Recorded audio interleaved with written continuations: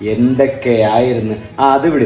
L2 Empuraan. സത്യം പറഞ്ഞ സിനിമയെക്കുറിച്ച് വലിയ അഭിപ്രായമൊന്നും ആർക്കും ഇല്ലെങ്കിലും സിനിമ പീരീഡ് അൺഇമാജിനബിൾ ക്രൈസ് ആയിരുന്നു.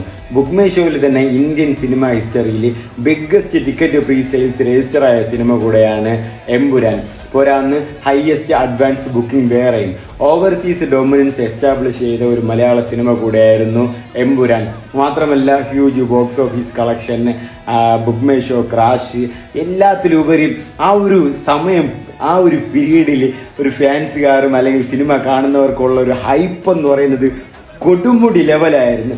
കാരണം ലൂസിഫർ കഴിഞ്ഞിപ്പോൾ എമ്പുരാൻ എന്തൊക്കെയോ പൃഥ്വിരാജ് ചെയ്യാൻ പോകുന്നടാ, എന്തൊക്കെയോ ചെയ്ത് സെറ്റാക്കാൻ പോകുന്നു. മുരളി ഗോപി എന്തൊക്കെയോ ചെയ്തു വച്ചിട്ടുണ്ട്. ആൻഡ് മ്യൂസിക്കൊക്കെ എന്തൊക്കെയോ വരുന്നുണ്ട്. പടം ലാസ്റ്റ് ലൂസിഫറിൽ ലാലിട്ട് ആ കോട്ടിട്ട് അത് ഇതിൽ മൊത്തത്തിൽ കാണുമെന്നാണ് തോന്നുന്നത് എമ്പുരാനിൽ. അങ്ങനെ ഹൈപ്പ് പറഞ്ഞ് അമ്മാതിരി ഹൈപ്പായിരുന്നു.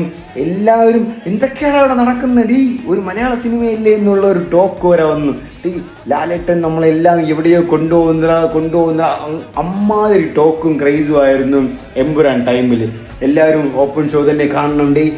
അങ്ങനത്തെ ഒരു പീരീഡ് ആയിരുന്നു സത്യം പറഞ്ഞാൽ. പിന്നെ സിനിമ കഴിഞ്ഞപ്പോൾ എല്ലാവർക്കും ആ ഒരു ക്ഷീണം മാറിയെങ്കിലും ബട്ട് ആ ഒരു സമയം അത് വേറെ, മലയാളത്തിൽ അത് വേറൊരു നടനം അവകാശപ്പെടാൻ ഇല്ല എന്ന് തന്നെയാണ് ഞാൻ അടിവരയിട്ട് പറയും.